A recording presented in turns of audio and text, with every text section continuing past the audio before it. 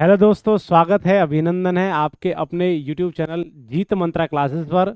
तो मेरे बच्चों, जो आज हम सेशन लेकर आए हैं आपके लिए साइंस का सेशन रहेगा। जो मेरा भाई सीटेट पेपर 2 की तैयारी कर रहा है, जिसने सब्जेक्ट आपका साइंस है, तो उनके लिए मोस्ट इम्पोर्टेंट क्वेश्चंस जो हैं भाई आपके लिए लेकर आए हैं। जो आपका पेपर होने वाला है 2024 का जो पेपर है आपका, तो ध्यान रखना है। बड़े शानदार तरीके से हम सेशन को स्टार्ट करेंगे। इसके साथ साथ जो मेरा भाई चैनल से नया जुड़ा है, गुरु दक्षिणा के तौर पर चैनल को सब्सक्राइब, वीडियो को लाइक शेयर जरूर करें। चलिए फर्स्ट क्वेश्चन की तरफ बढ़ते हैं भाई। फर्स्ट क्वेश्चन आपके सामने है, कहता है कि शैवालों का अध्ययन कहलाता है। शैवालों का अध्ययन क्या कहलाता है भाई? तो देखिए, शैवालों का अध्ययन क्या कहलाता है? डर्मेटोलॉजी, पाइकोलॉजी, क्रोमेटोलॉजी या फिर नेफ्रोलॉजी। तो ध्यान रखना बच्चा, शैवालों का जो अध्ययन कहलाता है वो कहलाता है पाइकोलॉजी। डर्मेटोलॉजी जो होता है, ये होता है त्वचा का। किसका अध्ययन होता है? ये होता है त्वचा का। और जो आपका नेफ्रोलॉजी जो होता है बच्चा, ये होता है किडनी का। किसका होता है? किडनी का होता है बच्चा, ध्यान रखना है। और फाइकोलॉजी जो होता है, ये होता है शैवालों का। किसका होता है? शैवालों का अध्ययन होता है, जिसको हम क्या बोलते हैं बच्चा? एल्गी बोलते हैं। तो बच्चा विशेष तौर पर ध्यान रखिए, फर्स्ट क्वेश्चन का जो जवाब होगा वो बी होगा। चलिए नेक्स्ट क्वेश्चन आपके सामने है। कोशिका में राइबोसोम्स के प्रकार होते हैं। तो सेल के अंदर राइबोसोम्स कितने होते हैं? ये वही राइबोसोम्स हैं जिनको क्या कहा जाता है बेटा? जिसको कहा जाता है, क्या कहा जाता है? कोशिका की प्रोटीन की फैक्ट्री। कोशिका के प्रोटीन की फैक्ट्री कहा जाता है।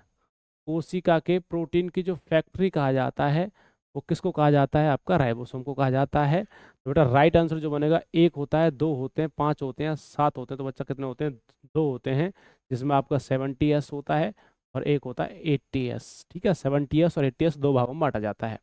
चलिए नेक्स्ट क्वेश्चन आपके सामने है बच्चों।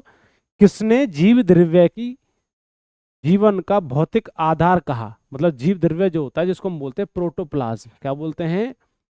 प्रोटोप्लाज्म है ना? तो प्रोटोप्लाज्म जो होता है, ये जीवन का आधार किसने कहा? रॉबर्ट ब्राउन, पुरकिंजे, हक्सले या फिर मैक्सवेल। बच्चा ध्यान रखना, पुरकिंजे ने बताया था। जीव द्रव्य के जो खोजकर्ता कहे जाते हैं वो पुरकिंजे हैं। और रॉबर्ट ब्राउन जो हैं, वो किसके बच्चा? आपके केंद्रक के हैं। कोशिका का जो केंद्रक होता है ना, न्यूक्लियस, उसके खोजकर्ता कहे जाते हैं रॉबर्ट ब्राउन। भाई समझ में आया कि नहीं आया? चलिए नेक्स्ट क्वेश्चन आपके सामने, फोर्थ। कोशिका भित्ति मुख्यतः बनी होती है। कोशिका भित्ति जो होती है, जिसको हम बोलते हैं सेल वॉल, ये किसकी बनी होती है बच्चा? तो बच्चा पहले मैं बताता हूँ, सेल वॉल जो पाई जाती है केवल केवल किस में पाई जाती है? पादप जगत में। किस में पाई जाती है? केवल केवल पादप जगत में पाई जाती है। तो ये किसकी बनी होती है? सेल्यूलोज, प्रोटीन की, लिपिड्स की या फिर फॉस्फोलिपिड। तो ध्यान रखना बच्चा, कोशिका भित्ति बनी होती है सेल्यूलोज की। और सेल्यूलोज जो होता है कार्बोहाइड्रेट है। क्या है? कार्बोहाइड्रेट। कार्बोहाइड्रेट है भाई, ठीक है, ध्यान रखना है। तो बच्चा इसका आंसर जो होगा, क्या होगा? ए आंसर होगा। और बेटा जब मैं बात करूँ फॉस्फोलिपिड की बनी होती है, प्रोटीन की बनी होती है, वो होती है कोशिका झिल्ली। क्या बनी होती है? कोशिका झिल्ली जो होती है, जिसको हम बोलते हैं सेल मेम्ब्रेन। कोशिका झिल्ली जो बनी होती है मेरे मित्रों, वो बनी होती है आपकी किसकी? फॉस्फोलिपिड और प्रोटीन की बनी होती है भाई। यदि वीडियो अच्छी लग रही है गुरु दक्षिणा के तौर पर, चैनल को सब्सक्राइब, वीडियो को लाइक शेयर करते रहें और आगे की तरफ बढ़ते रहें इसी प्रकार। क्वेश्चन नंबर 5 आपके सामने, विटामिन सी की कमी से होता है। विटामिन सी की कमी से कौन सी रोग होता है? बेरी बेरी, रिकेट्स होता है, रतौंधी होता है, स्कर्वी। तो बच्चा ध्यान रखना, विटामिन सी की कमी से स्कर्वी होगा। विटामिन बी की कमी से क्या होगा बेटा? Berry berry. विटामिन डी की कमी से रिकेट्स होगा। और विटामिन ए की कमी से क्या होगा भाई? आपका रतौंधी होगा। और विटामिन सी की कमी से क्या हो जाता है? आपका स्कर्वी बीमारी होती है। बिल्कुल राइट आंसर जो बनेगा, डी राइट आंसर बनेगा। क्वेश्चन नंबर 6 आपके सामने है। मानव शरीर में विटामिन ए संचित रहता है। मनुष्य के शरीर में विटामिन ए संचित रहता है किसमें? तो यकृत में, अमाशय में, तिल्ली में, उदर में। तो विटामिन ए जो स्टोर रहता है, विटामिन ए जो स्टोर रहता है, स्टोर होता है, वो कहाँ पर होता है बच्चा? वो होता है आपका लीवर में। किस में होता है? लीवर में, जो शरीर की सबसे बड़ी ग्रंथि कहा जाता है लीवर को, उसी लीवर के अंदर होता है। नेक्स्ट क्वेश्चन आपके सामने है। पालक के पत्तों में निम्नलिखित में से किसकी मात्रा सबसे अधिक होती है? तो पालक के पत्तों में सबसे ज्यादा मात्रा किसकी होती है? विटामिन की, आयरन की, वसा की या कार्बोहाइड्रेट्स की? तो राइट आंसर बनेगा भाई, आयरन की मात्रा पालक के पत्तों में सबसे ज्यादा होती है। ध्यान रखना, हरी पत्तेदार सब्जियां जितनी भी होंगी, जितनी भी हरी पत्तेदार सब्जियां होती हैं, उन सभी में, हरी पत्तेदार सब्जियों में सभी के अंदर क्या पाया जाता है मेरे बच्चों? वो आपका पाया जाता है, हरी पत्तेदार सब्जियों में आपका आयरन पाया जाता है, लोहा पाया जाता है। आयरन की कमी से कौन सा रोग होगा?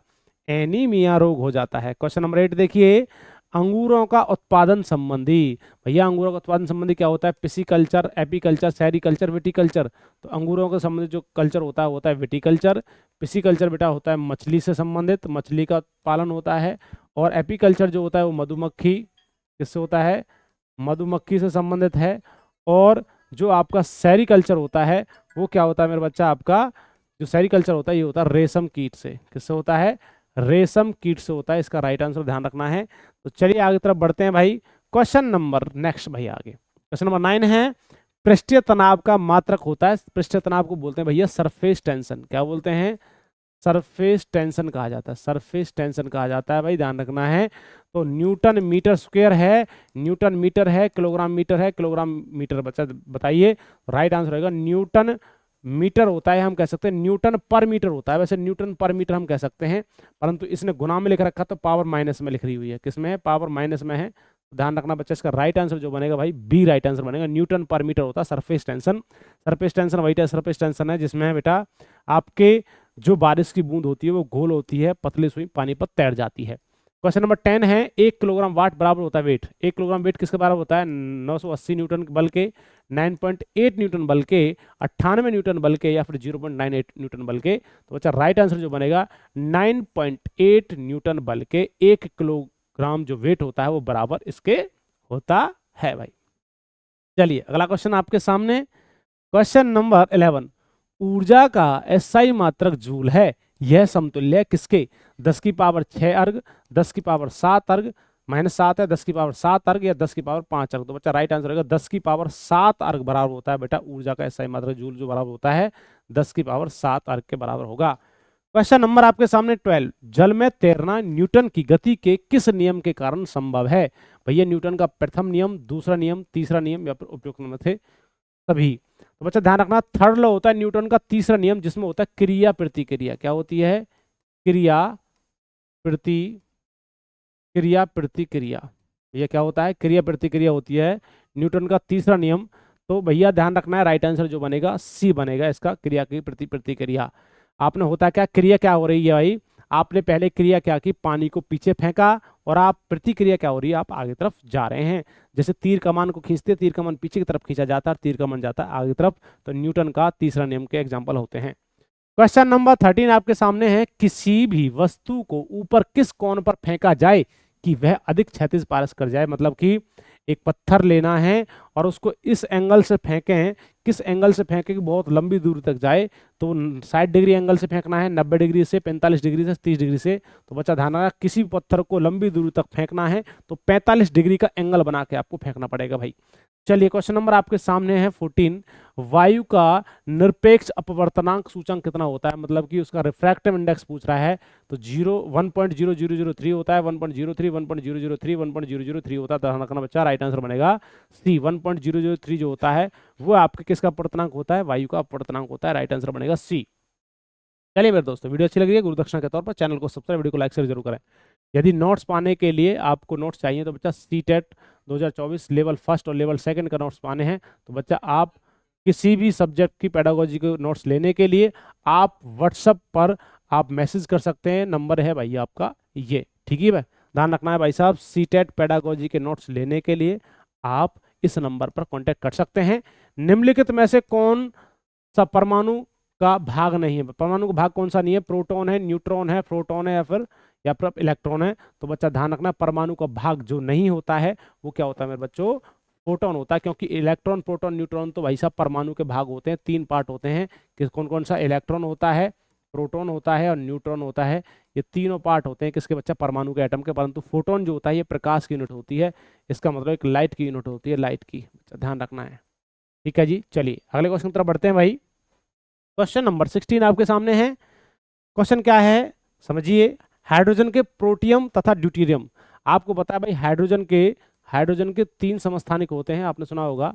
कौन सा होता है? 1H1, 1H2 और एक होता है 1H3। ये 3 समस्थानिक होते हैं, प्रोटियम, ड्यूटेरियम, ट्राइटियम। तो ध्यान रखना है, आइसोटोप्स होते हैं, आइसोटोन होते हैं, आइसोटोप्स होते हैं, आइसोबार होते हैं, फिर आइसोमर होते हैं। तो बच्चा आइसोटोप्स बोला जाता है, जिसको हम बोलते हैं समस्थानिक। क्या बोलते हैं? समस्थानिक होते हैं किसके? आपके हाइड्रोजन के 2 नहीं, 3 समस्थानिक है, यहाँ पर दोनों है, प्रोटियम ड्यूटेरियम दोनों क्या है, समस्थानिक है भाई, किसके, आपके हाइड्रोजन के। अब वैसे हाइड्रोजन के कितने समस्थानिक होते हैं, 3 होते हैं। अगला क्वेश्चन आपके सामने, क्वेश्चन नंबर 17 भाई, कहता है सीसा संचायक सेल की धनाग्र पट्टी पर क्या होगा, लेड होगा, लेड सल्फेट, लेड क्लोराइड या फिर लेड डाइऑक्साइड। राइट आंसर जो बनेगा लेड डाइऑक्साइड, इसका राइट आंसर बनने वाला है। ठीक है भाई, बिल्कुल भी इसका राइट आंसर होगा। अगला क्वेश्चन आपके सामने, क्वेश्चन नंबर 11 देखिए भाई, मूत्र में किस प्रकार का अम्ल पाया जाता है, किस प्रकार का एसिड पाया जाता है भैया यूरिन के अंदर। तो बच्चा एसिटिक एसिड है, साइट्रिक अम्ल है, बेंजोइक अम्ल है, फिर यूरिक एसिड है।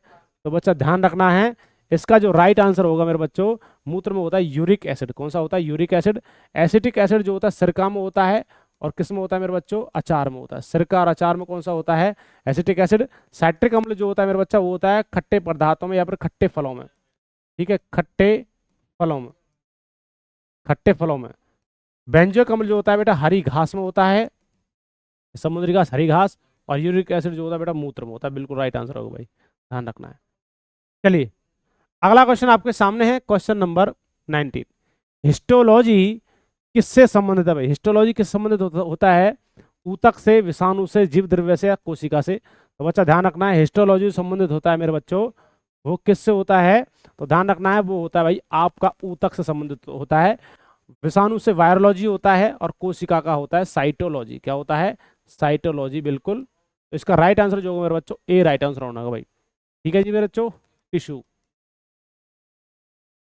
चलिए 19 का जवाब जो होगा ए होगा भाई साहब। क्वेश्चन नंबर 20 देखिए बेटा, पैलेंटियोलॉजी के अंतर्गत किसका अध्ययन होता है, पैलेंटियोलॉजी से संबंधित किसका अध्ययन होगा, मस्तिष्क का, प्राइमेट्स का, जीवाश्म का या पादप का। राइट आंसर जो बनेगा, जीवाश्म का जो अध्ययन होता है वो पैलेंटियोलॉजी होता है। बिल्कुल राइट आंसर बनेगा भाई साहब, सी। ठीक है, ब्रेन से संबंधित होता है मेरे बच्चों, हम कह सकते हैं एंसीफेनोलॉजी होता है, या फिर न्यूरोलॉजी हम कह सकते हैं, न्यूरोलॉजी कहो, या फिर आपको हम कह सकते हैं एंसीफेनोलॉजी, एंसीफेनोलॉजी। ठीक है जी, एंसीफेनोलॉजी जो होता है संबंधित होता है किससे बेटा, ब्रेन से संबंधित होता है, ध्यान रखना है। चलिए अगला क्वेश्चन आपके सामने, यदि किसी बच्चे को बच्चा सीटेट 2024 लेवल फर्स्ट या सेकंड के पेडागोजी या सीटेट के साइकोलॉजी के नोट्स चाहिए, तो बच्चा आप व्हाट्सएप पर कांटेक्ट कर सकते हैं, मैसेज कर सकते हैं इस नंबर पर भाई। ठीक है, आपको नोट्स प्रोवाइड हो जाएंगे। तो क्वेश्चन नंबर 21 है, गुरुत्वाकर्षण की खोज किसने की, गैलीलियो ने, न्यूटन ने, आर्किमिडीज ने या फिर एडिसन ने। तो गुरुत्वाकर्षण के जो खोज करता हुए हैं बच्चा, वो हैं आपके कौन, न्यूटन कहे जाते हैं। और बेटा गैलीलियो तो ब्रह्मांड के खोज करता है, गैलीलियो ब्रह्मांड के खोज करता हुए। आर्किमिडीज जो हैं, आर्किमिडीज जो कहे जाते हैं वो उत्प्लावन, उत्प्लावन, उत्प्लावन बल के खोज करता है। और एडिसन अल्वा जो है बेटा वो बल्ब के हैं। ठीक है जी, चलिए अगला क्वेश्चन आपके सामने, क्वेश्चन नंबर 22। रेबीज के टीके की खोज किसने की, तो रेबीज के टीके की खोज किसने करी, Edward Jenner, Louis Pasteur, Alexander या फिर इनमें से कोई नहीं। तो रेबीज के टीके के जो खोज करता है बच्चा वो है लुइस पास्चर, ध्यान रखना है। एडवर्ड जेनर चेचक का टीके के हैं, चेचक का टीका जो है उसके खोजकर्ता कौन कहे जाते हैं भाई, आपके एडवर्ड जेनर है। अलेक्जेंडर फ्लेमिंग जो है बेटा, ये हैं आपके पेनिसिलिन के खोजकर्ता। क्या जी, पेनिसिलिन के जो खोजकर्ता हैं, पेनिसिलिन के खोजकर्ता कौन कहे जाते हैं, अलेक्जेंडर फ्लेमिंग कहे जाते हैं। बिल्कुल राइट आंसर बनेगा मेरे बच्चों, बी। अगला क्वेश्चन आपके सामने, क्वेश्चन नंबर 23। बैरोमीटर का उपयोग किया जाता है, बैरोमीटर का उपयोग किया जाता है भाई गुरुदक्षिणा के तौर पर। चैनल को सब्सक्राइब, वीडियो को लाइक शेयर करें। बैरोमीटर का उपयोग किया जाता है वायुमंडलीय दाब का मापन, वायु की गति का मापन, प्रदूषण का मापन या फिर इनमें से कोई नहीं। तो बच्चा जवाब होगा वायुमंडलीय दाब का मापन करने के लिए बैरोमीटर का यूज किया जाता है। चलिए नेक्स्ट क्वेश्चन आपके सामने, क्वेश्चन नंबर 24। एक्सरे का शोधक, एक्सरे का निर्माता कौन है, आइंस्टीन है, डब्ल्यू.एच. बर्ग है, रोंटजन है या फिर हेनरी बेकुरल है। तो बच्चा ध्यान रखना, एक्सरे के खोजकर्ता कहे जाते हैं रोंटजन, आइंस्टीन बेटा एनर्जी के खोजकर्ता कहे जाते हैं, हेनरी बेकुरल किसके हैं बच्चा, आप कमेंट करके बताएंगे भाई। चलिए क्वेश्चन नंबर नेक्स्ट, एंथ्रोपोलॉजी का संबंध किसके अध्ययन से है, एंथ्रोपोलॉजी मानव के विकास के, पशुओं के तंत्रिका तंत्र से, महामारी और उनके उपचार से या फिर मानव शरीर के तंत्रिका तंत्र से। तो बच्चा जवाब होगा मानव के विकास से संबंध होता है भाई एंथ्रोपोलॉजी। बिल्कुल राइट आंसर बनेगा बेटा ए, एंथ्रोपोलॉजी। एक होता है एंथोलॉजी, एक होता है एंथ्रोपोलॉजी। तो बच्चा ध्यान रखना, एंथ्रोपोलॉजी होता है मनुष्य के विकास या डेवलपमेंट के बारे में बात करता है, ए राइट आंसर बनेगा भाई। क्वेश्चन नंबर 26 क्या कहता है भाई, शक्ति की विमा है, शक्ति की विमा क्या होती है, ML2T-3 या फिर ml3t-1 या फिर ml2t-1 या फिर ml2-t-3। तो बच्चा राइट आंसर बनेगा शक्ति का जो विमा सूत्र होता है, डायमेंशन फॉर्मूला होता है, वो होता है ml2t-3। इसका राइट आंसर बनेगा बेटा 26 का ए राइटर आंसर बनेगा। क्वेश्चन नंबर 27, पदार्थ के संवेग और वेग के अनुपात में कौन सी भौतिक राशि प्राप्त होती है? यदि बच्चा ध्यान रखना, P इक्वल टू क्या होता है, mv होता है बेटा। P मोमेंटम, m मतलब मास, v मतलब वेलोसिटी होती है। तो यहाँ पर कहा गया संवेग, संवेग ये रहा और वेग ये रहा। तो बच्चा इनका गुणनफल करेंगे तो क्या बनेगा, वेग बनेगा, त्वरण बनेगा, द्रव्यमान बनेगा, बल बनेगा। बच्चा क्या है, ये बच्चा मास, और मास को क्या बोलते हैं, द्रव्यमान। इसका राइट आंसर बनेगा भाई सी, राइट आंसर बनता है भाई। यदि वीडियो अच्छी लग रही है गुरुदक्षिणा के तौर पर चैनल को सब्सक्राइब, वीडियो को लाइक शेयर करते रहें। इसके साथ साथ जिस बच्चे को नोट्स चाहिए सीटेट 2024 लेवल 2 फर्स्ट और सेकंड के पेडागोजी और साइकोलॉजी का नोट्स चाहिए, तो बच्चा आप इस व्हाट्सएप पर आप कांटेक्ट कर सकते हैं, मैसेज कर सकते हैं इस नंबर पर भाई। ठीक है जी, चलिए अगला क्वेश्चन आपके सामने है। क्वेश्चन नंबर 28, किस कारण से वायु के बुलबुले तरल पदार्थ में उठते हैं? भाई किस कारण से वायु के बुलबुले तरल पदार्थ में उठते हैं? पृष्ठ तनाव और आसंजन के कारण, श्यानता और उत्प्लावन के कारण, तरल पदार्थ वायु प्रभाव और उत्प्लावन के कारण, या उत्क्षेप या पृष्ठ तनाव के कारण। तो बच्चा राइट आंसर जो बनेगा, जो बुलबुले उठते हैं वो होते हैं बेटा, जवाब रहना श्यानता और उत्प्लावन बल के कारण होता है भाई। ध्यान रखना है, बी इसका राइट आंसर होगा भाई। क्वेश्चन नंबर 29, किसी वस्तु का आपेक्षित घनत्व है, किसी वस्तु का आपेक्षित घनत्व है वस्तु के पदार्थ तथा पानी के घनत्व का अनुपात, पानी के घनत्व तथा वस्तु के पदार्थ के घनत्व का अनुपात, पानी के आयतन वस्तु के आयतन का अनुपात, या फिर पानी के घनत्व और वस्तु के पदार्थ के घनत्व का गुणनफल। तो जल्दी से बताइए क्या राइट आंसर होगा। किसी वस्तु का अपेक्षित घनत्व जो होता है वो क्या होता है, जल्दी से बताइए क्या राइट आंसर होगा। तो राइट आंसर बनेगा बेटा पानी के घनत्व तथा वस्तु के पदार्थ के घनत्व का जो अनुपात होता है, इसका राइट आंसर बनेगा मेरे बच्चों बी, राइट आंसर बनेगा भाई। चलिए क्वेश्चन नंबर आपके सामने है 30, हाइड्रोजन परमाणु के द्वारा इलेक्ट्रॉन खो दिए जाने पर कौन सा कण बच जाता है? मान के चलिए हाइड्रोजन होता है, इसका एटॉमिक नंबर 1 होता है, तो इसका मतलब सीधी बात है इसमें इलेक्ट्रॉन भी एक ही है और प्रोटॉन भी क्या एक ही है। तो ध्यान रखना है बच्चा, तो इलेक्ट्रॉन खो दिया जाए तो बचेगा क्या, प्रोटॉन बचेगा। तो राइट आंसर क्या बनेगा बच्चा, एक प्रोटॉन, एक अल्फा कण, एक न्यूट्रॉन, या फिर कुछ नहीं बचेगा। तो ध्यान रखना है राइट आंसर जो बनेगा बच्चा एक प्रोटॉन बचेगा मेरे दोस्तों। चलिए अगला क्वेश्चन आपके सामने, क्वेश्चन नंबर 31, निम्नलिखित यौगिकों में से क्षारीय पदार्थ है? भैया बेस बताना, बेस जो है क्षार है, जिसका कैसे होते हैं, कड़वे जो होते हैं स्वाद में, तो यही बताना भाई कौन से होते हैं। नमक है, ये तो भैया लवण है, कास्टिक सोडा है, नमक का अम्ल है, या फिर इनमें से कोई नहीं। राइट आंसर बढ़ेगा कास्टिक सोडा जो होता है बच्चा, भैया ये क्या होता है, क्षार होता है। और कभी टेस्ट करके देख लेना भाई, ये कैसा होगा, कड़वा होगा भाई। 31 का क्वेश्चन नंबर 32, क्षारीय विलयन का पीएच होगी भाई, क्षारीय विलयन का पीएच मान कितना होगा? तो बता 7 से कम, 7 से अधिक, 0 या फिर 7। तो क्षारीय जो विलयन होगा जिसको हम बेस बोलेंगे, बेस, तो बच्चा 7 से अधिक होगा। तो विशेष तौर पर ध्यान रखिए वो तो होते हैं क्षार। जिनका पीएच मान 7 से कम होगा वो होंगे अम्ल, और जिनका 7 होगा वो होते हैं उदासीन। क्या होते हैं मेरे बच्चों, उदासीन। ठीक है, तो ध्यान रखना है भाई। इसका राइट आंसर क्या बनेगा, बी राइट आंसर बनेगा भाई। चलिए अगला क्वेश्चन आपके सामने है, क्वेश्चन नंबर 33, मनुष्य के वातावरण को सुधारने से नस्ल सुधारना क्या कहलाता है? यूजेनिक्स, जीवाश्म विज्ञान, यूथेनिक्स, या फिर उद्विकास। तो बच्चा ध्यान रखना, यूथेनिक्स जो होता है ये मनुष्य के वातावरण को सुधारने वाली नस्ल सुधारना कहलाता है भाई। राइट आंसर जो बनेगा सी, राइट आंसर बनेगा। क्वेश्चन नंबर 34 है, तितलियों का अध्ययन क्या कहलाता है? तितलियों का अध्ययन है इक्थियोलॉजी, नियोंटोलॉजी, लेपिडेटेरियोलॉजी है, या फिर पोलिनोलॉजी है। तो बच्चा ध्यान रखना है, इसका राइट आंसर बनेगा लेपिडेटेरियोलॉजी जो होता है वो तितलियों का अध्ययन होता है। इक्थियोलॉजी तो बेटा मछली का होता है, मछली का, किसका होता है, मछली का। ठीक है मेरे बच्चों, राइट आंसर बनेगा भाई। क्वेश्चन नंबर 35 देखिए बेटा, टॉक्सिकोलॉजी का संबंध किससे अध्ययन से है? वायरस से, बैक्टीरिया से, रोगों से, या फिर विषैले पदार्थों से। तो टॉक्सिकोलॉजी है बच्चा सीधे टॉक्सिक, टॉक्सिक एजेंट जो होते हैं बच्चा आपने सुना भी होगा, और टॉक्सिक जो होता है बेटा वो विषैले पदार्थों से। राइट आंसर क्या बनेगा मेरे बच्चों, डी बनेगा। वायरस वायरोलॉजी होता है, बैक्टीरियोलॉजी होता है, ध्यान रखना है, और ये होता है रोगों से पैथोलॉजी। यदि मेरे किसी बच्चे को बेटा सीटेट लेवल फर्स्ट सेकंड के नोट्स चाहिए तो इस व्हाट्सएप पर भाई क्या है, कॉन्टेक्ट कर सकता है इस नंबर पर भाई, जिसमें आपके सीटेट के साइकोलॉजी और पेडागोजी के नोट्स आपको प्रोवाइड हो जाएंगे। और आज की क्लास को यहीं पर विराम देते हैं। सभी बच्चे चैनल को सब्सक्राइब, वीडियो को लाइक शेयर जरूर करें। आज की क्लास को यहीं पर विराम देते हुए चलते हैं। हंसते रहिए, मुस्कुराते रहिए, अपने परिवार का ख्याल रखिए। जय हिंद, जय भारत, धन्यवाद।